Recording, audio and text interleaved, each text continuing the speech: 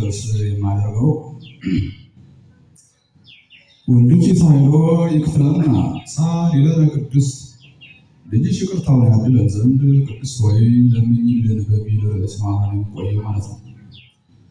ልጅሽ ይቅርታውን ያድለን ዘንድ ቅድስት ሆይ ለምኝልን። በዚህ ርዕስ ሁለት ነጥቦችን አነሳለሁ። የእግዚአብሔር ይቅርታና የእመቤታችን ልመና የሚል ነው። የእግዚአብሔር ይቅርታ ይህን ነጥብ አይተን የእመቤታችን ልመና የሚለውን ደግሞ እናያለን ማለት ነው። የእግዚአብሔር ይቅርታ እግዚአብሔር ቅዱስ ነው። ቅድስናው ደግሞ መታወቂያ አለው። ለቅድስናው መታወቂያው ይቅርባይነቱ፣ ቸርነቱ፣ አዛኝነቱ፣ ርኅራኄው ይህ መታወቂያ ነው እና ይቅርታው፣ ቸርነቱ ይህ ሁሉ የሚደረገው ለምን አይነት አካል ነው ሲባል ይቅርታ ለሚፈልጉ አካላት፣ ንስሐን ለሚያስቡ አካላት፣ ለሚጸጸቱ አካላት፣ የሚጸጸት ልብ ላላቸው አካላት እግዚአብሔር ይቅርታው ብዙ ነው። ለማይመለሱ፣ ለአመፀኞች፣ ለትዕቢተኞች፣ ይቅርታ ለማያውቁ አቤቱ አምላኬ ሆይ በድያለሁ ብለው እንዲያው ንስሐ ለማያስቡ አካላት ግን መዓቱ እንጂ ይቅርታው አይደረግም። አሁን ዲያብሎስ ምን ነበረ? ይቅርታን የማያውቅ ነው። አመፀኛ ነበረ ዲያብሎስ። ትሕትና የለውም። እግዚአብሔርን በድሏል። ንስሐ ግን ልግባ አላለም። ይቅር በለኝ አላለም። የሚጸጸት ልብ ተሰጥቶት ነበረ። የሚጸጸተው ልቡን ግን አመፀኛ ነው ያደረገው፣ ትዕቢተኛ ነው ያደረገው። ስለዚህ ለእርሱ ለዘላለም ምሕረት የማይደረገው ነው። ሰው ግን የሚጸጸት እግዚአብሔርን ይቅርታ የሚጠይቅ የሚያለቅስ ሆኗል።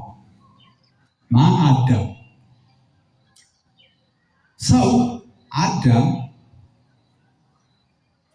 እግዚአብሔርን ይቅርታ ለመጠየቅ ሕሊናው ያሰበበት ምክንያት አዳም የሚጸጸት ልብን ያገኘው እግዚአብሔርን ይቅርታ የሚጠይቅ ልብን ያገኘው እንዴት ነው? ማርያም ሰተሐቶ ውስተ ከርሱ ለአዳም ከመ ባሕሪ ጻዕዳ ጻዕዳ ባሕሪ ዕንቁ ንጽሕት ዕንቁ እመብርሃን በአዳም ገላ ውስጥ ስለነበረች ነው። ንጽሕት እመብርሃን በአዳም ገላ ውስጥ ህልው ሆና በዚያ ስለነበረች እግዚአብሔርን እንዲያስበው ሆኗል። እግዚአብሔርን ማሰብ ችሏል። ንጽሕት እመብርሃን ከሰው ወገን ስለነበረች በእርሱ ገላ ውስጥ ከ5500 ዘመን በኋላ የምትወለደው እመብርሃን በአዳም ገላ ውስጥ ታብረቀርቅ ነበር። ንጽሕት እመብርሃን በአዳም ገላ ውስጥ ስለነበረች አዳም የሚጸጸት ልቡን አግኝቷል። እግዚአብሔርን ይቅርታ የሚጠይቅ ልቡን አግኝቷል።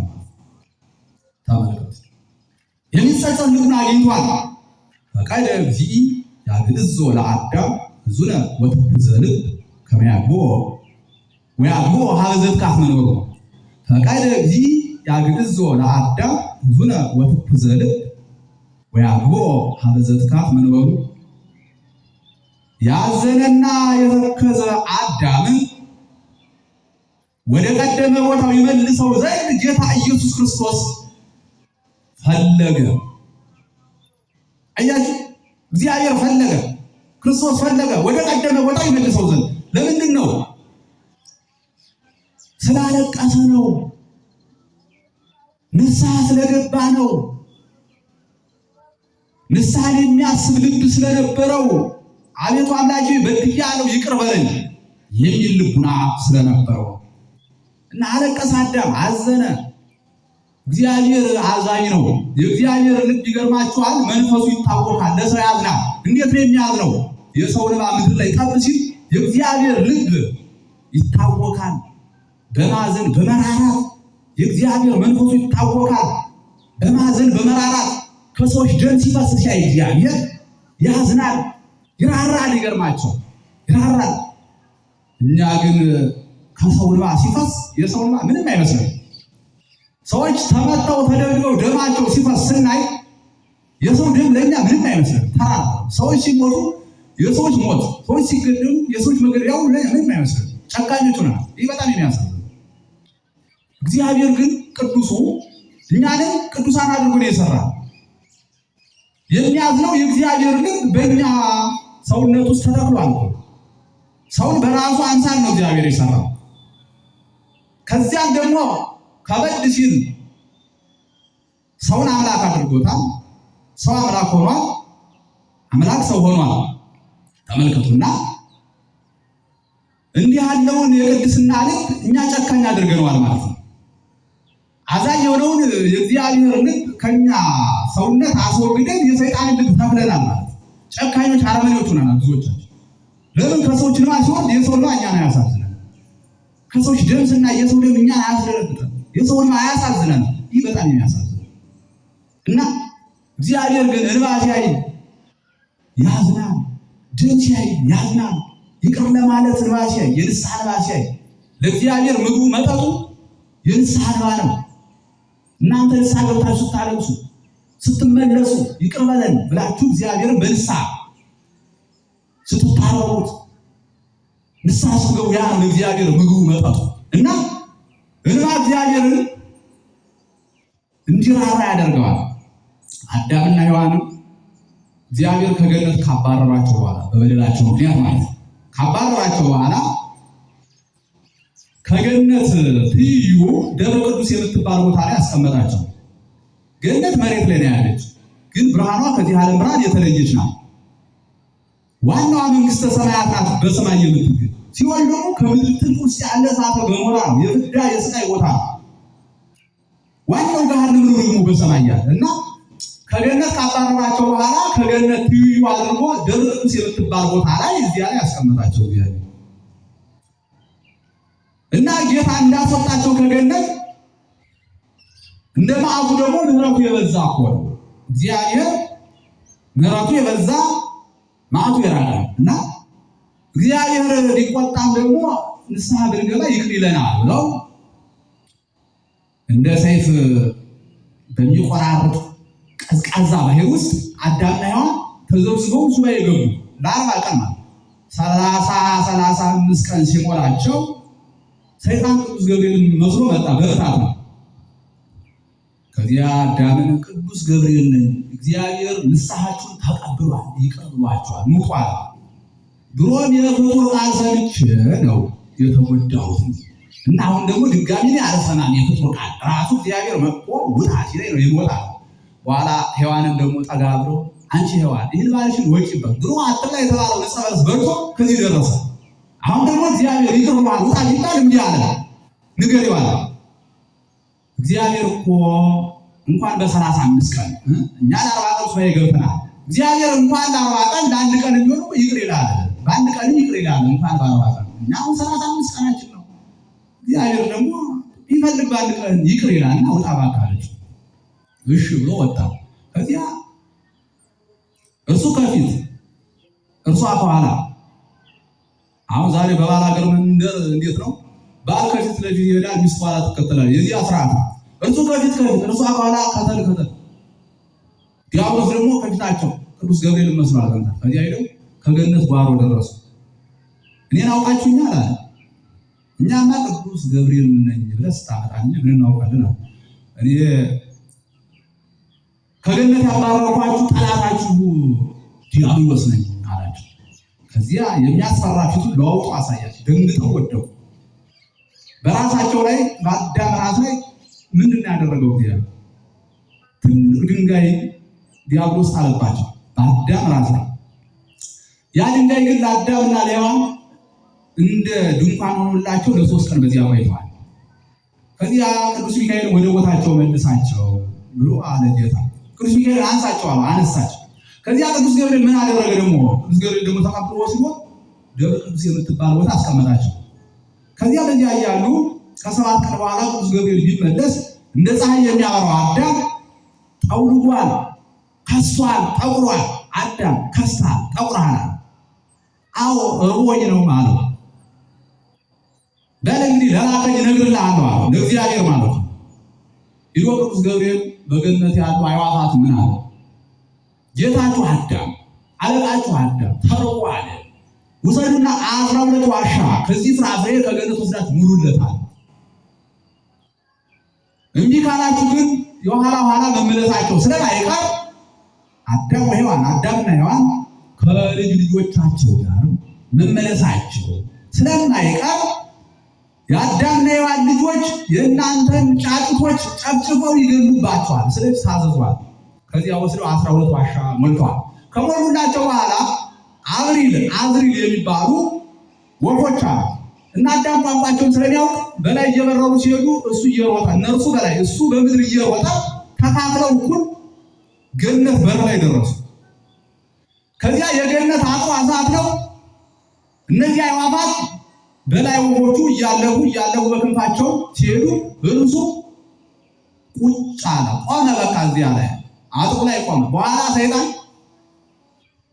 አንተ ከውካዋ አገኘው አለና በድንጋይ አናቱን በጥቶታል። የአዳም ደም ምድር ላይ ፈሰሰ፣ ወደቀ አዳም። እግዚአብሔር ግን ቸር ነው፣ አነሳው። ቅዱስ ገብርኤልን አነሳውና ምን አለ? እግዚአብሔር ግን አዘነለት። ደሙ ሲፈስ አይቶ አዘነለት። ሲያለቅስ አይቶ ደሙ ፈሶ ምድር ላይ ወድቆ አይቶ እግዚአብሔር አዘነለት።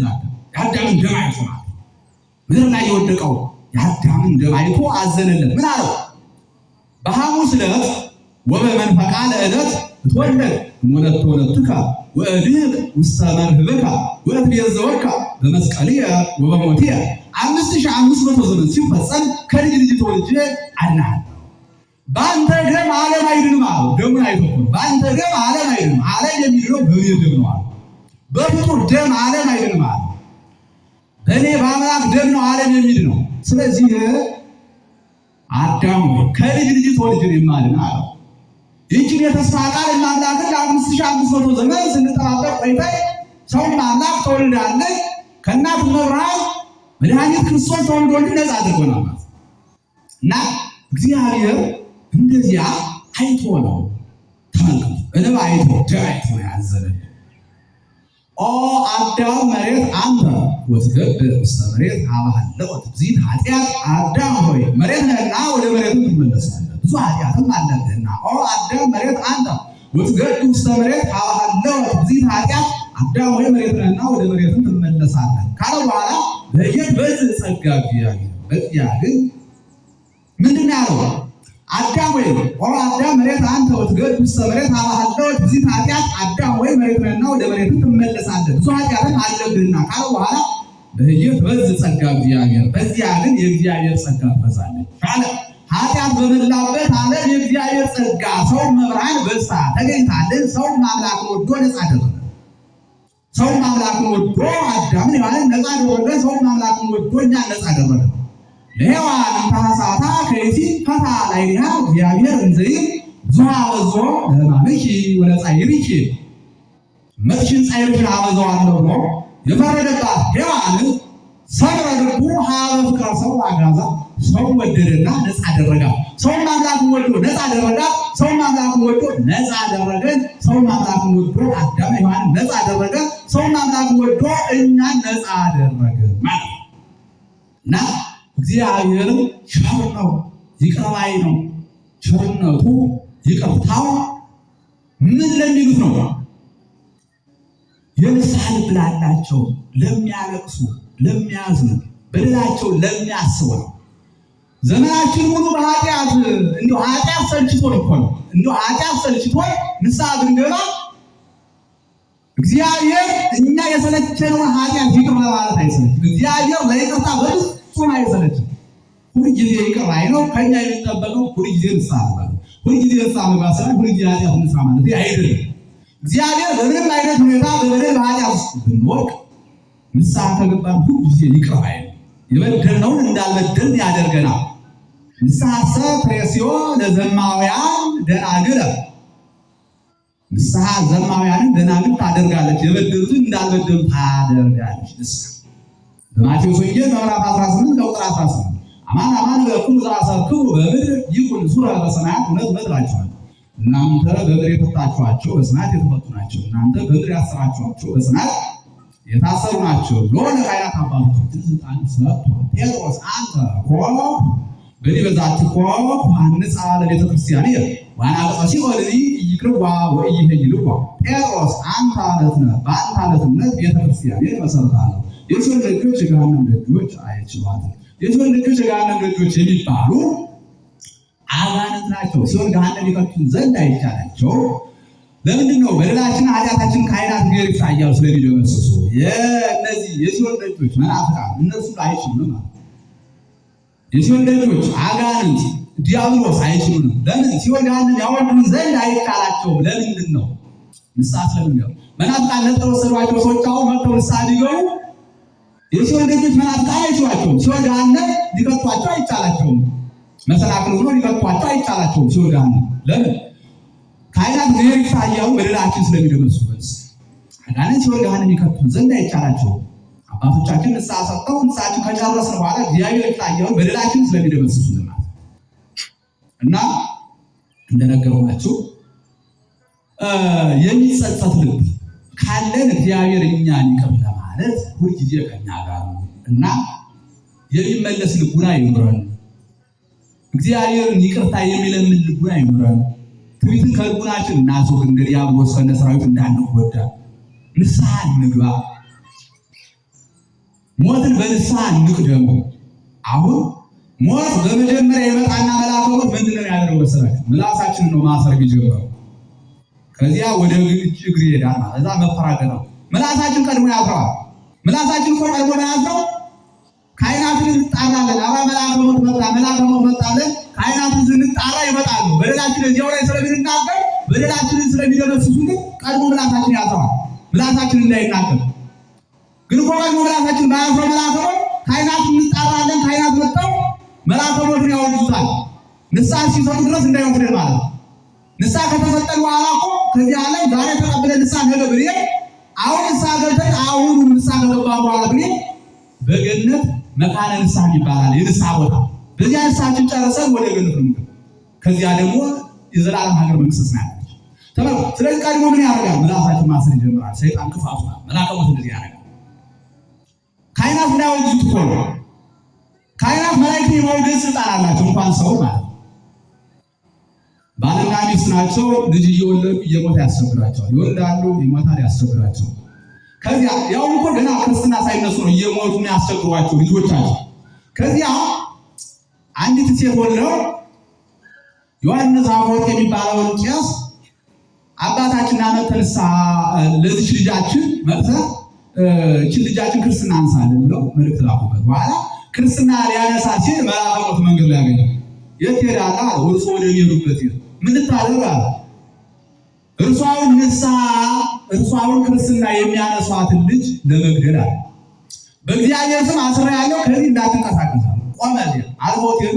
ልጅቷን አጥምቀው ክርስትና አንስተው በሌላ መንገድ ተመለሱ። ራስቸው በዚያ መንገድ ሳይመለሱ ሳቸው 15 ዓመት ልጅቷን ወላት ለሰርግ ተጠሩሳቸው ዮሐንስ አፈወርቅ።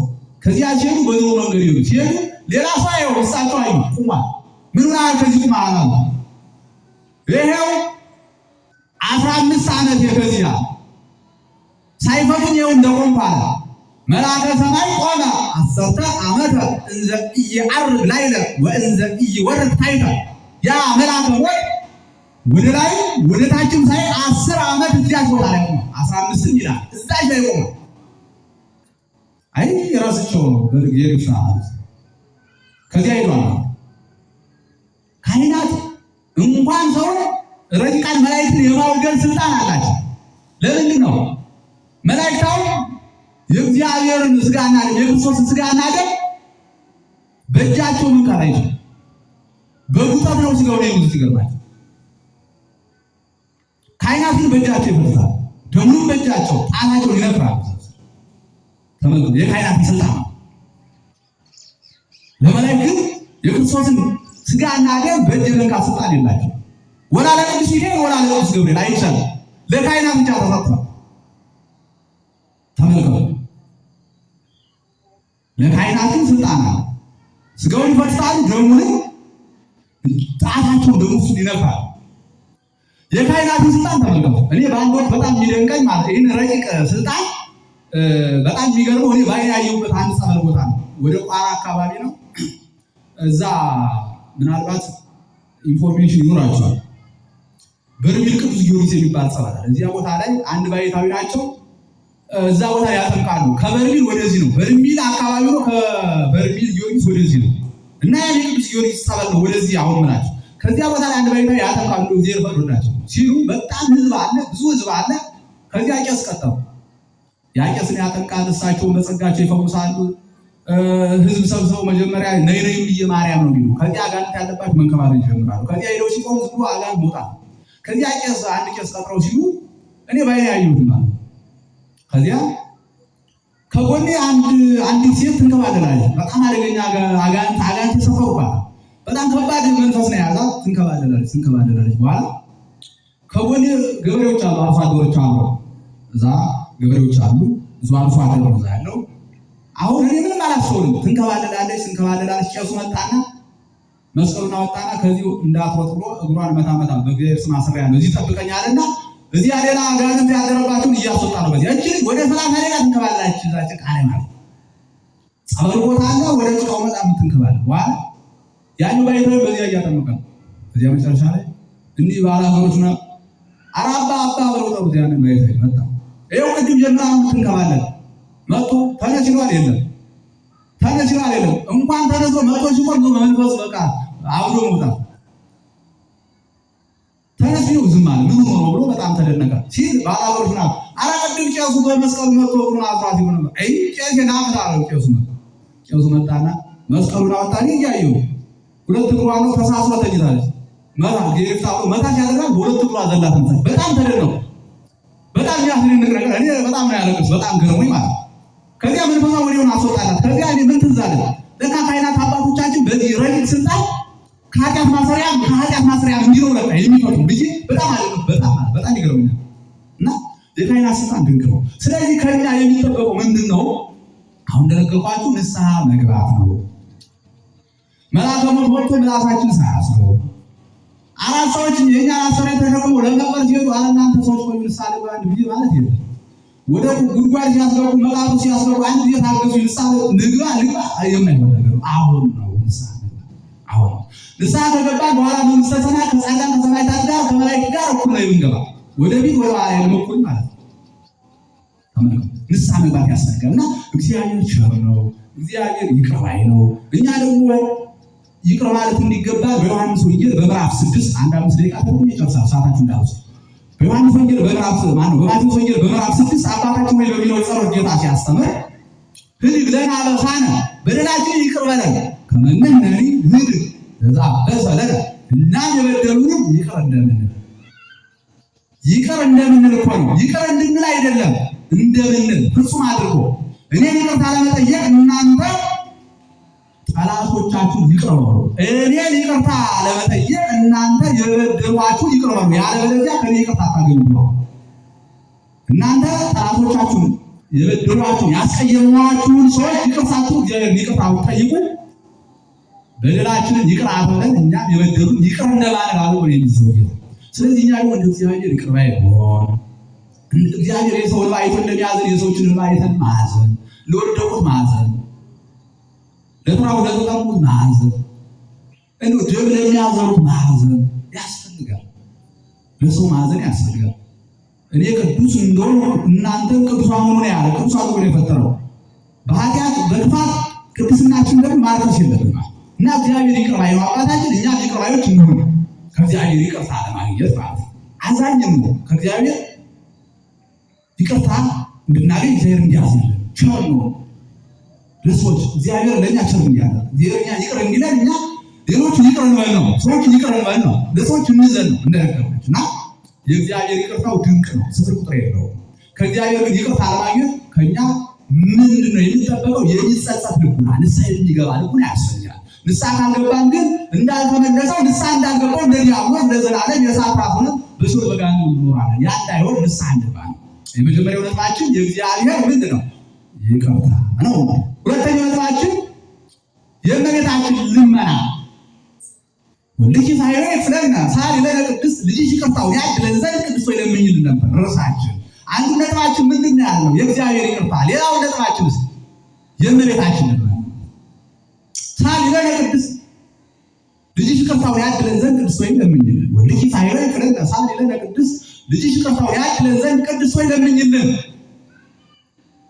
እንግዲህ መቼም እመቤታችንን በአራቱ ማዕዘነ ዓለም ሳሊ ለቅድስት ቅድስት ሆይ ለምኝልን ሳይሉ የሚሉ አካላት የሉ። ፍጥረት ሁሉ ቅድስት ሆይ ለምኝልን ይላል። ሁሉ ለምንድን ነው? እመቤታችን ርሪተ ልቡና ናት፣ አዛኝ ናት። እንደ ልጇ አዳኝነቷ የታመነ ስለሆነ ፍጥረት ሁሉ ይማጸኗታል። 5500 ዘመን ሞት ነግሶብን በሲኦል በገሃነም እንኖር ነበረ። ከልጅ ልጅ ተወልጄ አድንሃለሁ ባለው መሰረት ከእናቱ መብራን ተወልዶ አድኖናል፣ ድነንባታልና ከመጀመሪያው አዳኝነቷ የተረጋገጠ ነውና አሁንም እንማጸናታለን። ያንቃዱ ሀቤኪ ሁሉ ፍጥረት ሁሉ ወደ አንቺ ያንጋጥጣል። ሳሊ ለነ ቅድስት እያሉ ወደ እመቤታችን። ለምንድን ነው? አዳኝነቷ የታመነ ነው። ከጥንትም ከ5500 ዘመን ሞት የዳንባት ናት። ዛሬም የምንድንባት ለዘላለምም የምንድንባት ታማኝ መዳኛ ስለሆነ ሁላችን እንማጸናታለን። ቅድስት ሆይ ለምኝልን እያልን እንማጸናታለን። እመቤታችን አዛኝ ናት። ለተጠማ ውሻ ውሃ ያጠጣች ናት። የበላይ ሰብ 78 ሰው የበላውን በላይ ሰብን የማረች ይቅር ያለች ናት። ይሄ ነገሯ ስለሚታወቅ ፍጥረቱ ይማጸናታል። ይገርማችሁ ነገስታት ንግስታት ብልጦች ናቸው። ይገርማችኋል። ነገስታት ንግስታት የወርቅ ዘውዳቸውን እየሰጠሩ በስሟ የመጸወቱና ስለምታድን እኮ ነው። ጻድቃን ሰማዕታት ቅዱሳን ይገርማችኋል። በብዙ ሕማም ሀለወነ ንባ ለመንግስተ እግዚአብሔር፣ በብዙ መከራ ወደ እግዚአብሔር መንግስት እንገባ ዘንድ አለብን ግዴታ ተብሎ ተጽፏልና ጻድቃን በገዳም ድንጋይ ተንተርሰው ዳዋ ጥሰው ጤዛ ልሰው ድንፃራዊትን